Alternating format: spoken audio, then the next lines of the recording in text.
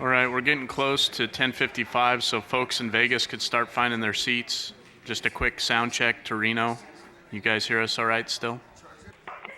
Yes, Reno can hear you. Thank you. Great, thank you. And then Elko, quick sound check to you, and if anyone's from the public has arrived. No one from the public, and yes, we can hear you. Okay, From thank Elko. you. All right, we'll go ahead and reconvene the meeting of the Nevada Board of Wildlife Commissioners in Las Vegas on January 30th with remote teleconference locations in Reno and Elko. We closed item 18 before we went to break. We'll open item 19, Commission Regulation 1609, Big Game Mountain Lion Harvest Limits for the 2016-17 limits for 2016 and 17. Wildlife Specialist Pat Jackson for possible action. The Commission will consider the adoption of 2016-17 mountain lion hunting seasons, open units, harvest limits by unit group, hunting hour, and special regulations. Mr. Jackson. Pat Jackson, Predator Management Staff Specialist for the record. The quotas for the Western District are 83, the Eastern District are 11, 091, which borders Utah. Part of the Western District has a quota of 2, and the Southern District has a quota of 49, and we are making recommendations to continue with the I'm sorry, the Eastern's 111. Anyway, we recommend no change. Questions from the Commission?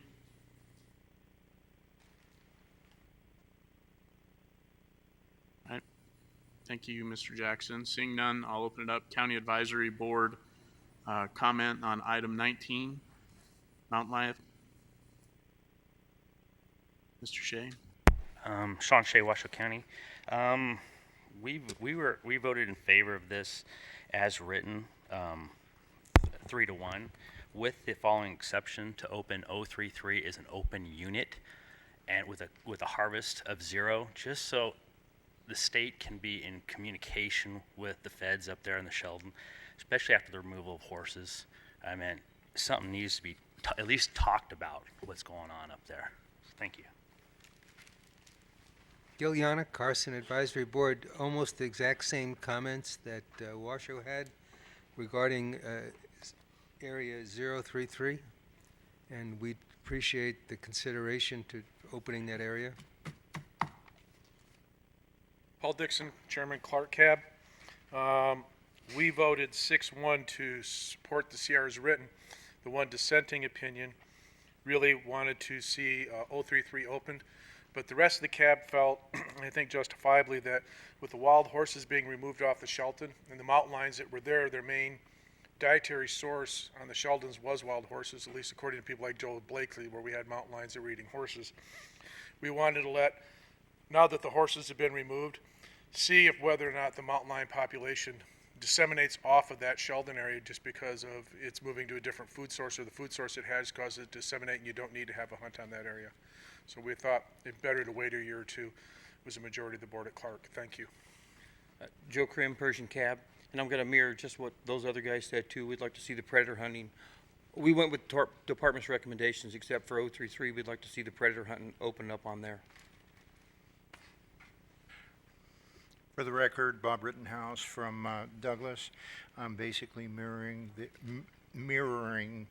the suggestions of the previous cabs of opening up 33 with a to open dialogue as far as the proper assessments are made by the feds and the state. Zero take on that. For the record, Corey Lytle, Lincoln Cab. This is going to be the same message as the last several years from us, from Lincoln. We have a few guys that want to go back to the area-specific management as opposed to the unit groupings. And same conversation is had with an increased number of a few non-resident lion hunters in that area, and kind of paying attention to the harvest limits and some of the specific units in those unit groupings. And we recommended quotas in each one of those areas of like in 22 of 8, 23 of 6, and 24 of 6. that doesn't represent any kind of a reduction in harvest. It's just something that we want to always keep on the radar and maybe be able to manage those certain areas a little differently. For the record, Larry Allen, Humboldt. We were in support of Regulation 1609 and echoing what the other counties. We would like to see that dialogue started for the predator hunts on the 033 on the Sheldon. Thank you.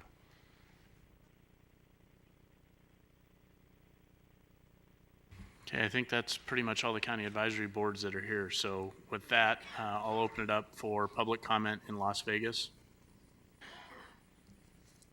Feel free to come up and grab both mics, please. Mr. Chair, Harry Ward for the record. Can everyone be reminded to speak directly into the mic so that our satellites can hear, especially when you come up to the public speaking podium? Thank you. Absolutely, and please state your name when you start. Lynn Cullens, Associate Director, Mountain Lion Foundation. We're opposed to Regulation 1609. I think that one thing we can all agree upon is that the lethal predator programs mandated by AB 78 were based on a desire to focus Nevada's lethal predator management efforts on localities where prey is in decline and on specific predators that prey upon deer and bighorn sheep that might otherwise be available to hunters. I'm not sure why the legislators decided to accomplish this using researchers and contractors, given that management has traditionally been done by hunters. But in doing so, the legislature prioritized the hunting of deer and bighorns over the hunting of mountain lions for sport and trophy. Although the state has not updated its mountain lion plan since 1995, and although we don't have the benefit of a mountain lion status report, the number of lions killed for sport each year in Nevada has remained relatively steady. To the extent, and we have heard the department say that Nevada's mountain lion management has been based on science over those years and focused on conservation of the species as well as recreational opportunities, then it follows that directing lions to be killed outside of that hunt by contractors other than hunters requires that the number of mountain lions killed during the annual hunt be reduced to compensate. If not, then we need a really good scientific reason why we're suddenly increasing the number of mountain lions that are being killed in Nevada. In other words, for this reason, the Mountain Lion Foundation asks the Commission to reduce the length of the mountain lion season and to reduce the harvest limits and quotas and other factors with the goal of reducing the number of lions killed through the hunt in order to compensate for the lions that are killed by the prescribed management by contractors and researchers. Thank you for your time. Karen Lane. I agree with Clark County that Hunt Unit 033 should remain closed. Thank you. Good morning, Commissioners, and welcome to Nevada and Las Vegas, and we wish you would come here more often. On the issue at hand, there really is no reason at all for a mountain lion season, and certainly not one that lasts all year, which apparently this one does. We have more than enough big game for the hunters here in Nevada without having had to kill any mountain lions at all. We have more mule deer. The populations have remained pretty stable. We have more elk than we know what to do with, as you guys know. And the number of bighorn sheep, we have to even export some. So we have more game than hunters need here. So except for the aggressive mountain lion, there really is no reason for any mountain lions to be killed by hunters, and we would just wish that you would let nature take its course. Thank you very much. Good morning. Stacia Newman with Nevada Political Action for Animals.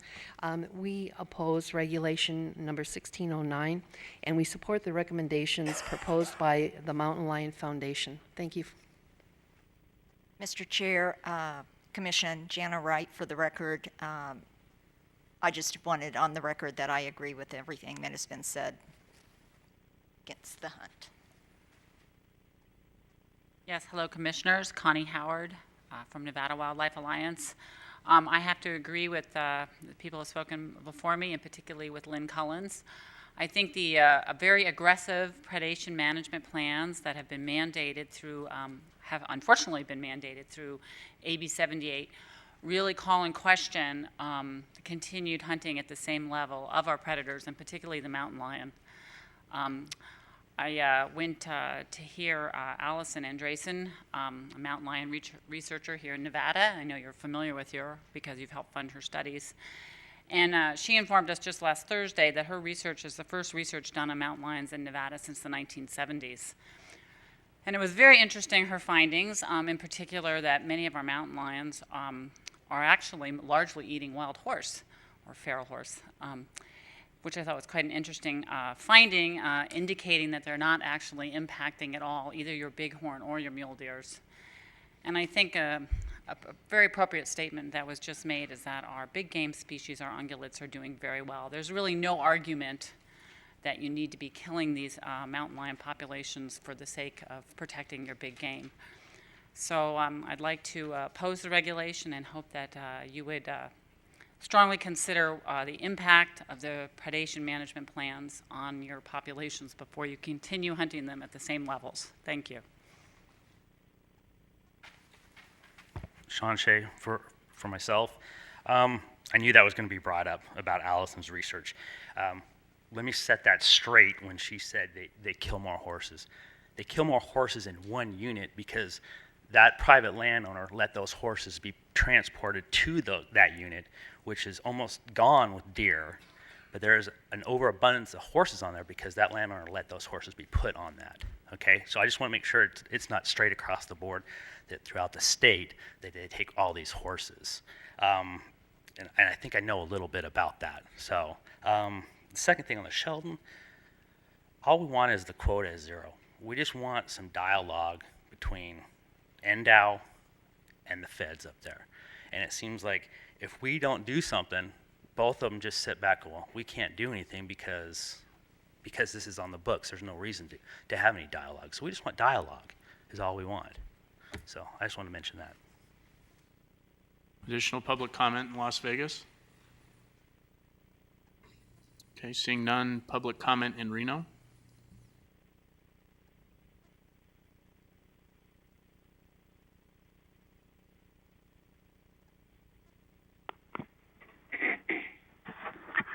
Mr. Chairman, Don Mulderino, speaking for Nevada Wildlife Alliance.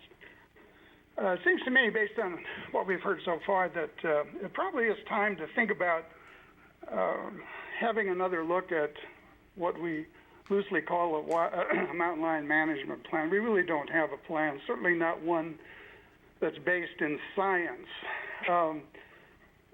There's been a lot of interesting developments in the science of the animal over the last decade, none of which is reflected in our current system of deciding about quotas. In fact, the quota system itself is concealed from the public. I personally, although I've had an interest in this area for 40 years, I still have no idea how the numbers of these quotas are derived. That is not a public process, and it should be. I've seen quota numbers as high as 500 several years ago, which of course was absurd, and we have the current numbers which may be less absurd, but we don't know that for sure because we don't even have a population estimate of lions in this state that is agreed upon. And the reason that's important is because it's very clear from research over the last decade, particularly with Logan and Sweener and others in the Washington group, that mountain lions can't sustain an annual reduction in their population of more than 14% without the population declining. You don't know, none of you sitting at the commission table, nor do I, know what the quota number represents with respect to that 14% figure, which is critical to maintaining the population of the lion.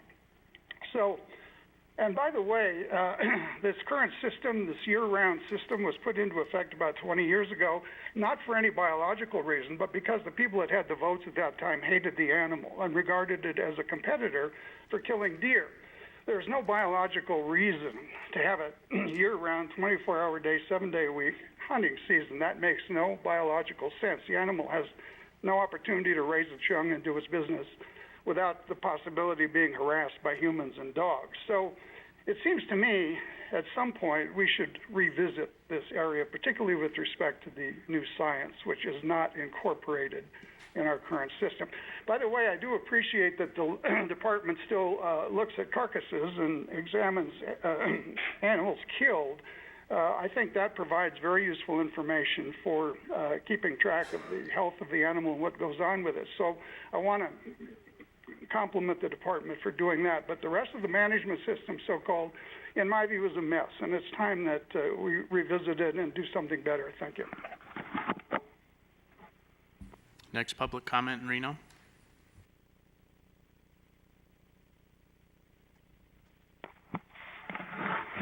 For the record, Fred Volz, I'll simply echo what others have said about the farce that is the mountain lion hunting process. Should be ended as soon as possible. Thank you.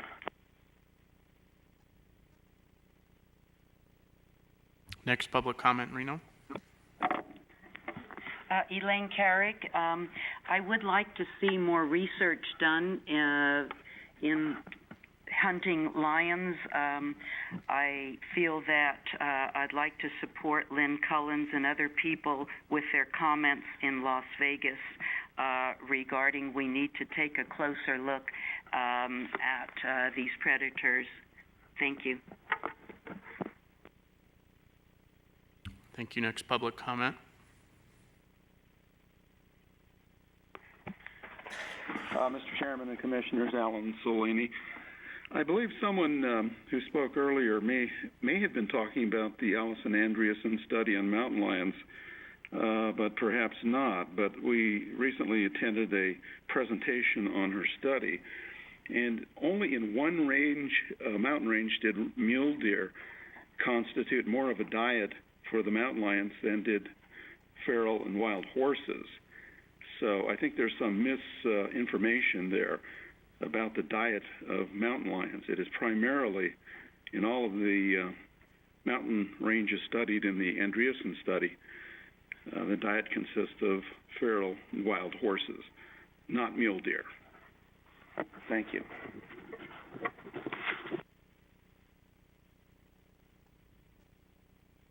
Next public comment in Reno. That's it for Reno. Thank you. Okay, thank you. Elko, just one quick check-in. No comment from Elko. Thank you. Thank you. All right, with that, we'll bring it back to the commission. Discussion or questions? Commissioner Bliss? Just one question on the comments on 033, opening that unit up for hunting. Unless I'm mistaken, I don't think we can create a season without a quota of 1. I don't think we can create a season with 0. So although I agree with starting the dialogue, but I don't know if we can actually do a season with a 0 quota. If you could clarify, if someone could clarify that for me.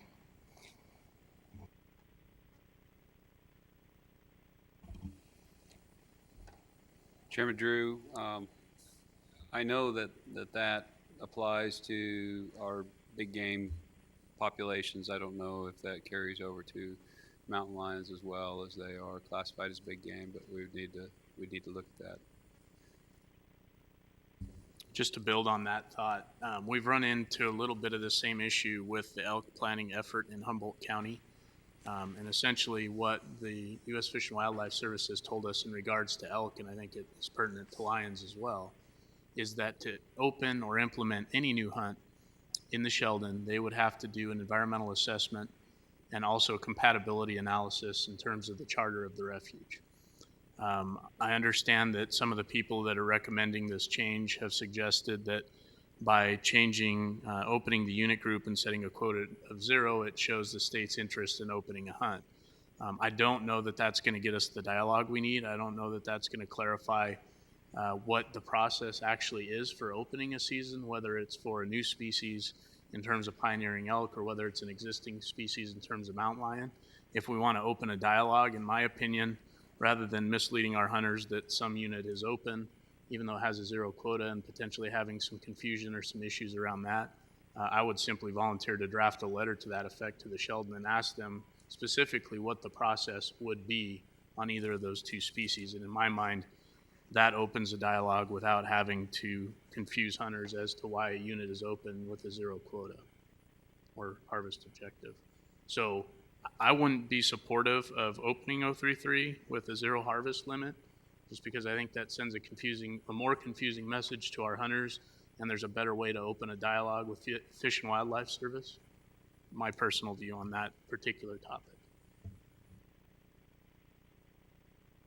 Additional questions, Commissioner Hubbs? Yes, thank you. I do have a question in regard to the season that came up when I believe it was Lynn Collins was speaking, and I just wanted to get the department's feedback as to why a season is not established for this species, as I believe it was insinuated it was a big game species, correct? Or by definition, and most of the big game species do have a season applied to them. Thank you. Pat Jackson, Predator Management Staff Specialist, for the record. I don't know that I'd anticipated that question. I know that Nevada for a number of years has had really the year-long quota system, the year-long hunting system. That's probably set in part due to an animal that's removed on the $3 predator fee to increase other big game populations. And also from harvest reports, we do have a few animals turned in throughout the year, but it's really a very small amount. Snow is very important for lion harvest. Would you like to add to that? Mr. Chairman, members of the Commission, Brian Wakeling, the Game Division Administrator. There's actually several states that have fairly lengthy seasons. Arizona is another state that currently has a year-long season for mountain lions. In most instances, when we're looking at the season length and harvest characteristics, what we try to do is look at, there are a number of ways that you can kind of look at the characteristics of the animals that are harvested, the age and sex composition of that harvest, and be able to infer the level of exploitation. There was a paper that was published in the Wildlife Society Bulletin back in, I believe it was 2005, that looked at harvest characteristics. And typically, if you're in a situation where you're over-harvesting, and when I say over-harvesting, you're exploiting a population to the extent that the population's in decline, what you see is a larger and larger component of adult females in the harvest. What we've seen in Nevada, we've looked at it on a statewide basis, is that harvest has been well below that threshold. Now, some of the points that are brought up by the various speakers have been that perhaps we need to look at that regionally. We need to look at that on a more places where harvest is more intense, places where animals aren't harvested, and that's something we do intend to look at through the harvest guidelines process as well.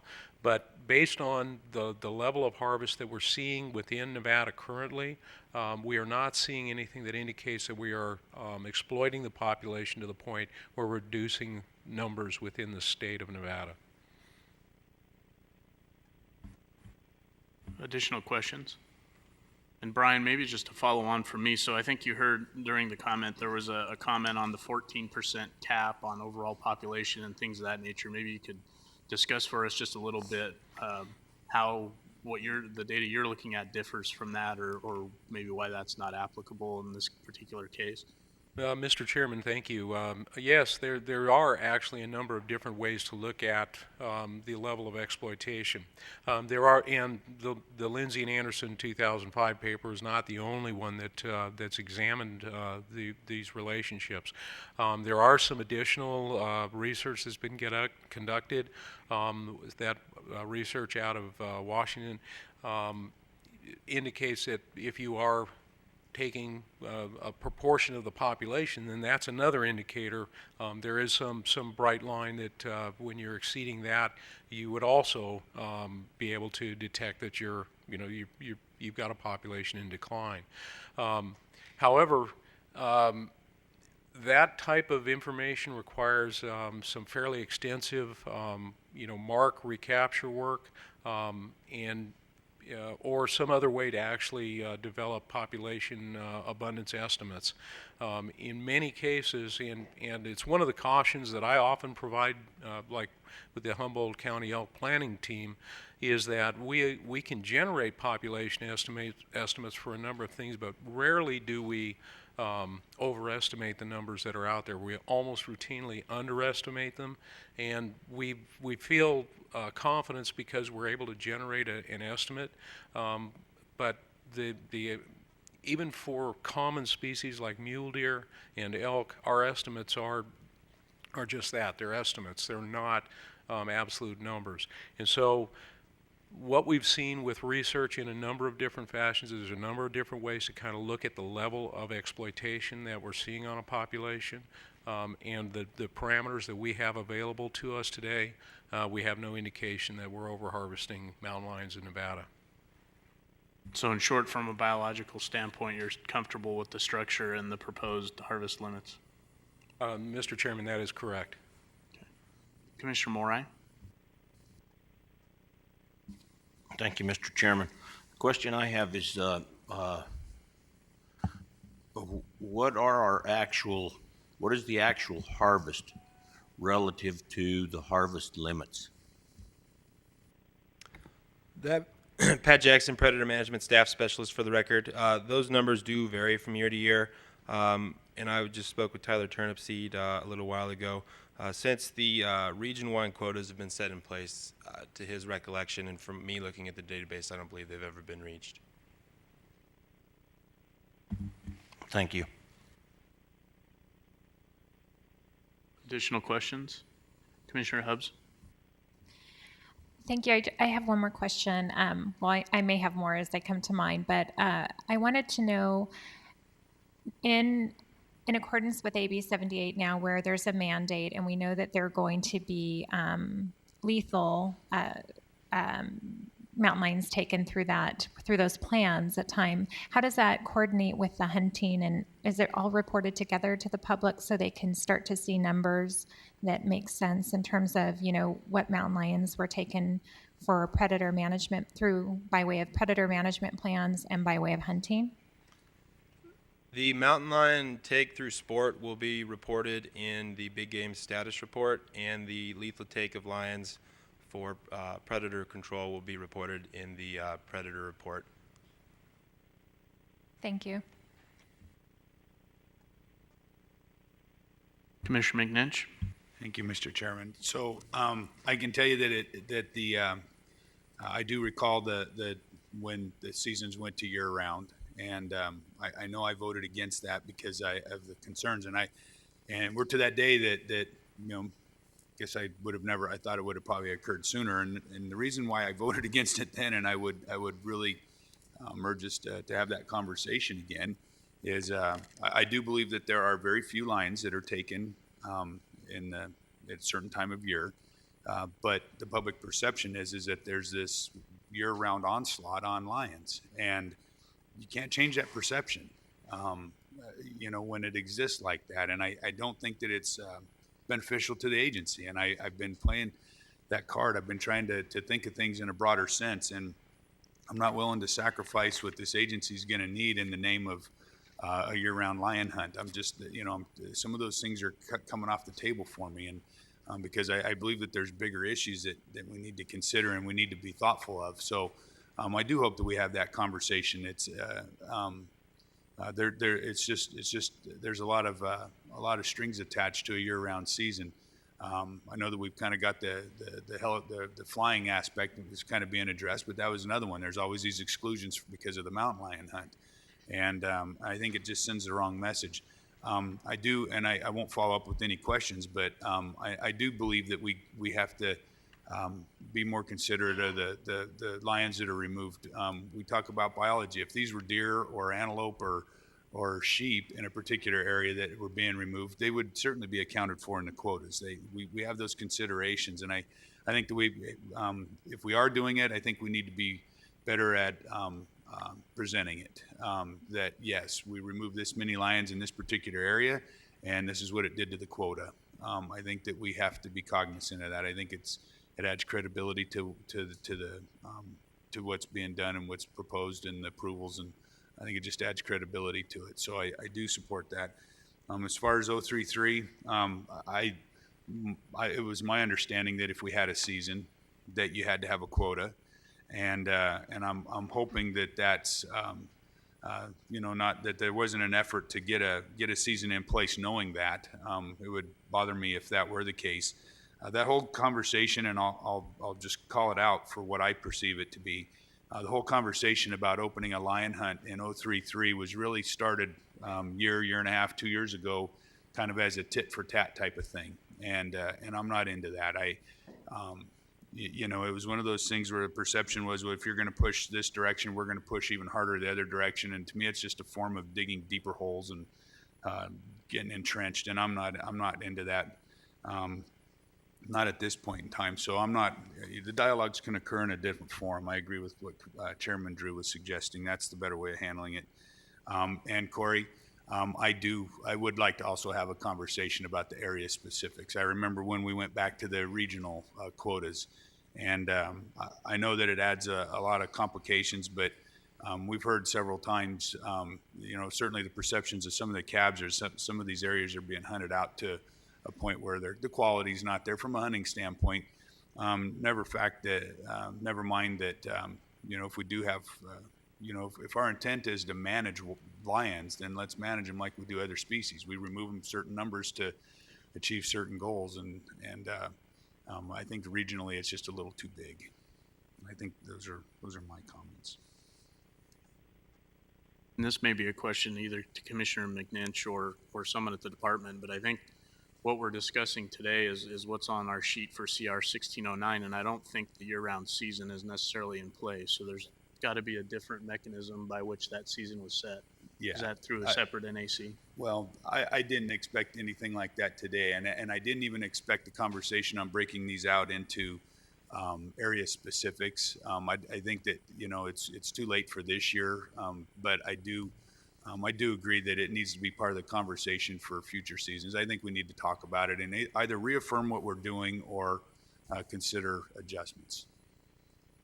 Yeah, and to follow up with that, I guess it seems to me when I first started on this, we were setting the mountain lion seasons and quotas, or the quotas at least, on like a 5-year basis or a 3-year basis or something much longer than every year. And so part of the hunt objectives, I think, were something to set forward going forward. It would be good to clean up and make consistent when we have this discussion and what information we have to inform it, because some of these discussions are coming up today and a lot of the questions aren't going to be answered today. So I think it would be good to have a reasonable expectation of when we can expect this, on what intervals and what information we can have in front of us to make for a more robust discussion. Additional questions? Commissioner Hubbs? I do have just one question in regard to the season. So, and the mountain lion biology, do they have a specific breeding season and a period of time in which they need to be, the females need to be present with the lion cubs? I'm just curious to know that. Pat Jackson, Predator Management Staff Specialist for the record. They do have a birth pulse. I believe that's, I don't know the exact dates, but mountain lions actually can breed year-round. And it is illegal to shoot a lion with cubs or spotted cubs.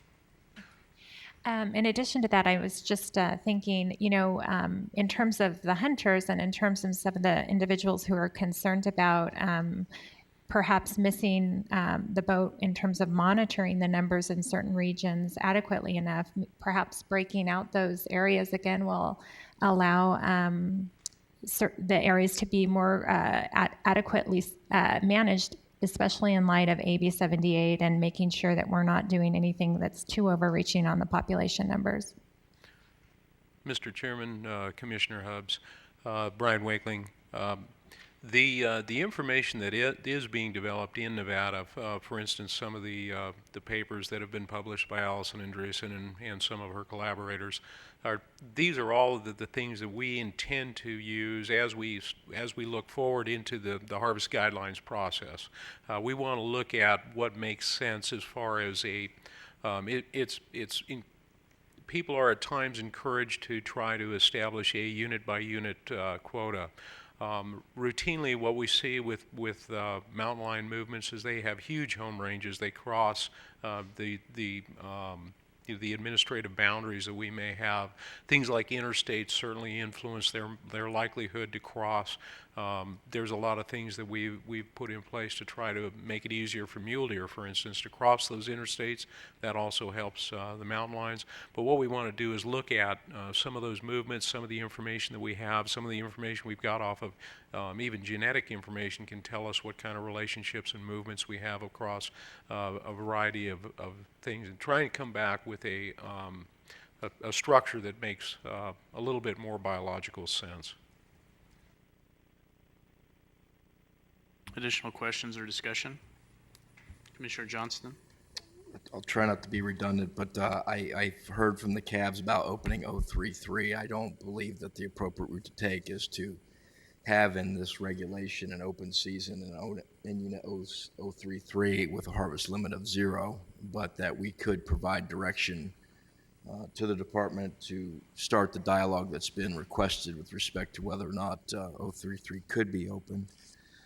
I don't want to be redundant of something I said yesterday, but I feel compelled to say it in this context. Limiting season length and harvest limits for mountain lion hunting in Nevada is not going to resolve the conflict that exists due to the fact that we have a lion hunt in Nevada, and there are individuals and groups that are opposed to any and all mountain lion hunting. So I don't find this suggestion that we limit the season or limit the harvest numbers. Even that suggestion, I believe, was made by the Mountain Lion Foundation is really the issue. When I hear from the department that they are comfortable that the harvest limits being proposed will not have an over-exploitative effect or a negative effect on the overall population of the mountain lions, I'm comfortable with that representation for the department. For that reason, I'm going to support this proposed regulation as it's been presented. Commissioner McNinch? Thank you, Mr. Chairman.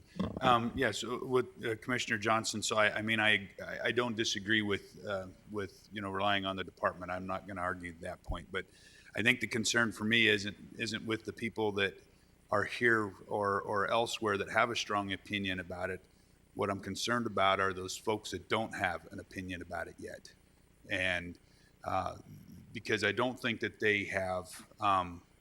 That they're not entrenched, and I don't want to give them what I perceive to be unnecessary places to have problems. And I don't see the need to hunt lions year round. Now, maybe this is a little off topic. I'll get off of it, but I just think that we've got to keep that in mind. I'm worried more about with this agency how it transforms in the future. I want to be part of that transformation and not have it done to me. That's where I'm at.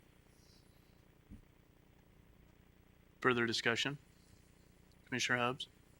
I just want to actually add, in addition to Commissioner McNinch, that I do believe that it looks or may be perceived as odd to have one of the big game species not have a season. I mean, we do have this. There is some public perception that this species is looked at as a nuisance in some capacities. I mean, it's on a predation management plan, and then on the converse is also hunted. It's just, I don't want it to send the wrong signal as well, and I just hope that the same level of care is provided to this species as we do our other big game species, and it looks the same across the board, just in order to make sure that there is no negative perceptions. Additional discussion or questions for the department? If there are none, I would entertain a motion on CR 1609. Mr. Chairman, I'd move that we approve CR 16-09 resident, non-resident mountain lion, either sex, and illegal weapon hunt 5132 and 5232 as presented by the department. I'll second that. So I have a motion from Commissioner Johnston and a second from Commissioner Young to approve CR 1609, which is pertinent to resident and non-resident mountain lion, either sex, and illegal weapon hunt 5132 and 5232. Question or discussion on the motion? Commissioner McNinch. Thank you, Mr. Chairman. So just a quick comment from me. Now having said all those things, I still, and I've said it before and I'll say it again, I'm still a firm believer in using sportsman hunting as it's a viable wildlife management tool in my mind. And while I have concerns, I do support the need to manage our wildlife, including big game. That's what we're dealing with, and I hope that we can have a more robust discussion on these other items and how we do that with mountain lions at some point in the future. But for today, I will support the motion, and it's just I think that there's a broader discussion that we need to have. Additional discussion on the motion? Commissioner Hubbs? Again, I echo Commissioner McNinch. I don't want to stop the management of big game species by having these at-length discussions at this time. I think right now this is what was put forward, and I don't think that anything horribly egregious has been done. But my concern is when and how will we have these discussions? Just because I am so new to the commission, I want to know how that would take place. I think that's a discussion that's probably outside the context of this agenda item, but I'd be willing to share some ideas with you. Okay, and in light of that, then I would probably say I will go ahead and support the motion today, but in hopes that we will have those discussions and talk about it at a later date. Additional discussion on the motion? Seeing none, I'll call for the vote. Is everyone clear on the motion? Okay, all those in favor, please signify by saying aye. Aye. Aye. All opposed? Motion carries 9-0. Thank you, Department. We'll close item number 19.